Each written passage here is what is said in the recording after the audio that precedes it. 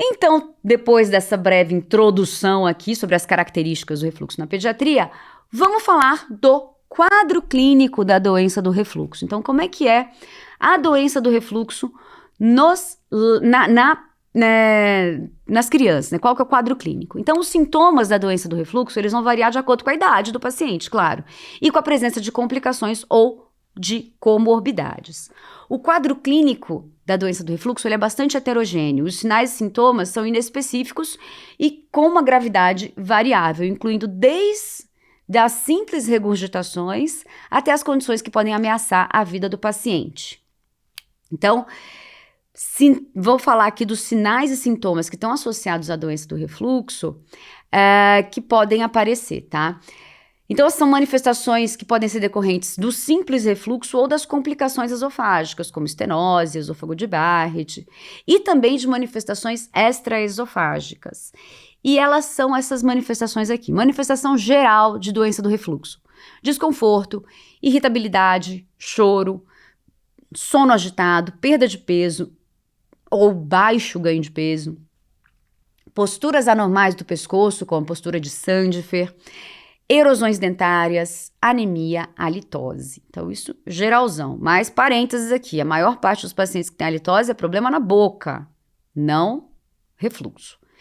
Seguindo para as manifestações gastrointestinais, então regurgitação com ou sem vômito nas crianças maiores, azia, pirose, dor no peito, dor epigástrica, odinofagia e disfagia, engasgo, recusa alimentar, dor de garganta, esofagite erosiva, estenose esofágica, esôfago de Barrett, hematêmese ou melena. Na parte respiratória e de via aérea, os sintomas que nós encontramos: rouquidão, sibilância, estridor, tosse, apneia, cianose, brui, pneumonia, aspiração, otite de repetição, asma de difícil tratamento, laringite de repetição. Então, essas são as manifestações clínicas. Bom, no início da história do paciente, é sempre importante você descartar sinais de alerta que possam sugerir outras condições. E isso deve ser investigado se tiver presente, tá? Então, sinais de alerta, isso já foi questão de prova.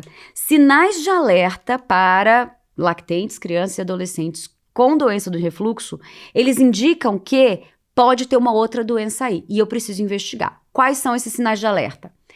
Gerais: febre não é associada à doença do refluxo, letargia, irritabilidade excessiva, falha importante do crescimento ou emagrecimento, disúria, tem nada a ver com refluxo, início de vômitos após os 6 meses ou que persistem além dos 12 meses.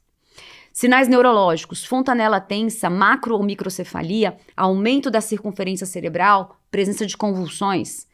E sinais gastrointestinais: vômitos persistentes com perda de peso, vômitos noturnos, vômitos biliosos, me indica obstrução, hematêmese, melena, diarreia crônica, sangramento retal, distensão abdominal. Então, os sinais de alerta, que são esses que eu acabei de falar, eles devem sempre ser investigados. Se for necessário, mudar o algoritmo diagnóstico, tá? Então, viu que tem esses sinais de alerta? Bora fazer uma investigação que não é só doença do refluxo. A extensão e a gravidade da esofagite de refluxo, que é encontrada nos exames diagnósticos, pode não se correlacionar com a intensidade dos sintomas. A doença do refluxo, principalmente na criança maior, possui apresentações clínicas distintas. Então, ela pode apresentar as seguintes apresentações aqui. NERD, que vem da sigla em inglês Non-Erosive Reflux Disease. O NERD é a esofagite não erosiva. Então, você pode ter a esofagite não erosiva, mas você pode ter também a esofagite erosiva. Podemos ter a azia funcional, o esôfago hipersensível e o esôfago de Barrett. Então, apesar de ter similaridades entre os diferentes fenótipos da doença do refluxo, existem diferenças clínicas importantes. O NERD e a esofagite erosiva são os fenótipos mais comuns, correspondendo a 83% dos casos de doença do refluxo em crianças maiores e adolescentes, tá?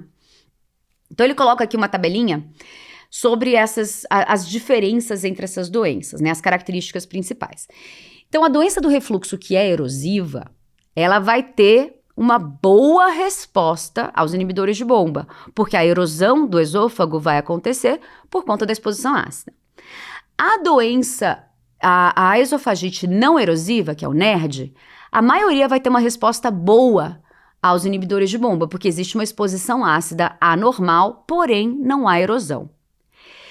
No esôfago hipersensível, você tem um material que reflui, mas esse material não é necessariamente ácido.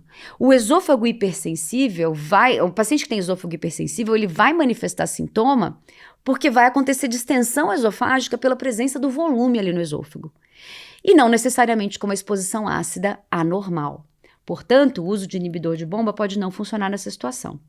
E o paciente que tem uma dispepsia funcional vai ter sintoma com ou sem refluxo, independente de ter refluído material ali. E o uso de inibidor de bomba, às vezes, não vai adiantar nada nesses pacientes também. E aí o tratamento vai ser para tratamento de doença funcional. Então, muitas vezes você vai utilizar antidepressivo ou inibidores da captação da serotonina. Beleza? Bom, a doença do refluxo, ela mudou de um simples diagnóstico para um espectro fenotípico muito grande, que são todos esses espectros que eu falei para você, esofagite erosiva, NERD, azia funcional ou dispepsia funcional, esôfago hipersensível, além da doença do refluxo do lactente. Então, a gente tem grandes diferenças fenotípicas e cada fenótipo tem um mecanismo fisiopatológico distinto que vai determinar a percepção dos sintomas, né? E entender esses mecanismos é muito importante para conseguir individualizar cada tratamento e traçar um plano de intervenções terapêuticas específicas. Beleza?